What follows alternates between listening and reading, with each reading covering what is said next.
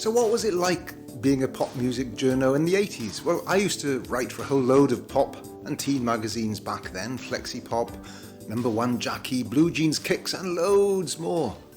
Just about the only one I didn't write for was Smash Hits.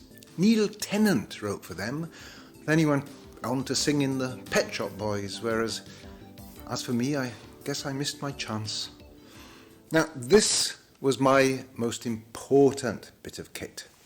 Now, I actually started out with a cheaper and bigger cassette recorder than this, but soon I decided to go for cutting-edge audio.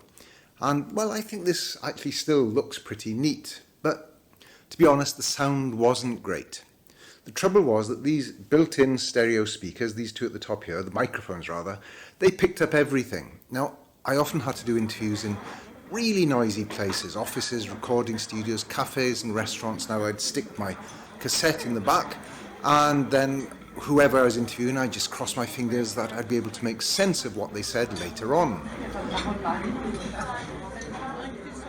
Now, I did lots of interviews, and most were drowned out by background noises of people talking and cars revving up.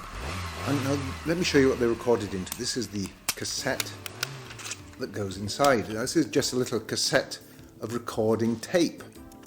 Well, it was cutting edge for the time, but worst of all, because the microphones, these two microphones here, they're not focused in a specific direction.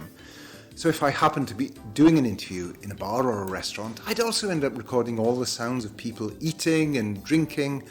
And I must have recorded dozens of interviews where the sound of my interviewee was drowned out by the stirring of their coffee, which was louder than the sound of their voice.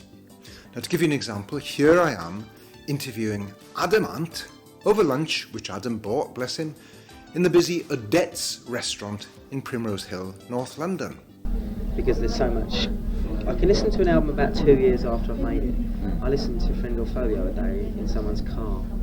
They had it, and I quite enjoyed it. It didn't actually sound like me at all. I can't even remember doing it. Yes. I mean, yes, the audio really was that bad. Here's another example. This is from an interview I did with Sheena Easton. My tastes are not in relationship to how much money I earn. My tastes are still, this is plastic with bits of glass. It's not onyx with diamonds, you know. Actually, the audio there is a little bit better. I think must have been recording in a better room. Now, after recording an interview, I'd come back home and I'd transcribe it. I'd write it out longhand. And then finally, I'd type it up on my old Imperial 66 typewriter, ready to send into the magazine. I'd keep a carbon copy for myself, and I'd correct spelling mistakes as I went along using Tipp-Ex, just blot it out with a little bit of white goo. And then one glorious day I decided to buy myself one of those newfangled devices, only just been released, called a personal computer. Gah, the modern world, huh? It just arrived. Now, the personal computer absolutely revolutionised the way that I did my interviews, but that I leave as a story for another day.